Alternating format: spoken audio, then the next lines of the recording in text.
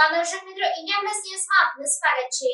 વડોદરા શહેરમાં કાળઝાળ ગરમી વચ્ચે રાહદારીઓને ઠંડકનો અહેસાસ થાય તે માટે સામાજિક કાર્યકર દ્વારા કારેલીબાગ ખાતે છાશનું વિતરણ તથા ઓઆરએસના પેકેટનું વિતરણ કરવામાં આવ્યું।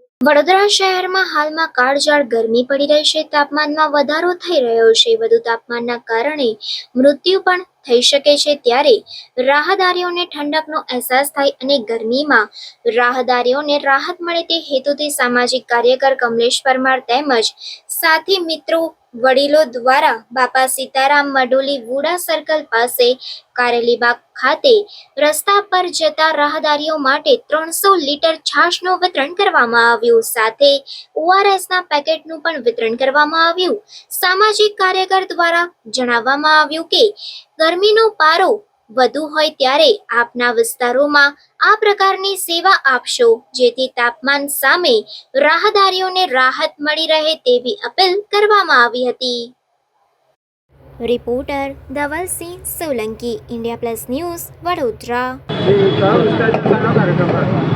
વડોદરા શહેરમાં આવેલ કારેલીબાગ વિસ્તાર વુડા સર્કલ પાસે આજ રોજ નિઃશુલ્ક છાશનું વિતરણ કરવામાં આવ્યું હતું। 300 લીટર જેટલી અમે લોકોએ છાશનું વિતરણ કર્યું છે અને વડોદરા શહેરમાં જ્યારે કાળઝાળ ગરમી હોય અને 45 ડિગ્રી તાપમાન હોય ત્યારે ખાસ કરીને રાહદારીઓને એક રાહત મળે તે હેતુથી આજે અમે તમામ મિત્રો વડીલો સાથે બહેનો દ્વારા અમે એક આયોજન કરવામાં આવ્યું હતું અને હાલમાં જે કહેવાય છે કે પબ્લિકનો પણ એટલો ઘસારો છે કે ઠંડીનો આસ્કારો લેવા માટે લોકો ઊભા રહ્યા છે અને લોકો જે કહેવાય છે કે છાશ પી રહ્યા છે તેવા માટે આશીર્વાદરૂપ છે। સાથે સાથે વડોદરા શહેરના તમામ મિત્રો વડીલોને એક ખાસ કરીને એક અપીલ કરવા માગું છું કે વડોદરા શહેરની અંદર જ્યારે ગરમીનો પારો વધારે હોય અને જ્યારે આપણે સમાચાર મીડિયામાં જોતા હોઈએ કે આજે 8 થી 10 લોકોના મૃત્યુ થયા છે ગરમીના કારણે, તો આપણે તમામે જે ભાઈચારો રાખી અને વધુમાં વધુ સેવા કઈ રીતે આપણે આપી શકીએ તે હેતુથી કામ કરવું જોઈએ। સાથે સાથે અમે ઓઆરએસના જે પેકેટ છે એનું પણ વિતરણ કર્યું છે કે જે વૃદ્ધ લોકો હોય છે અને જે ગરમીથી અત્યારે મૃત્યુ પામતા એવા લોકો હોય છે, જ્યારે કંઈક અવર જવર કરતા હોય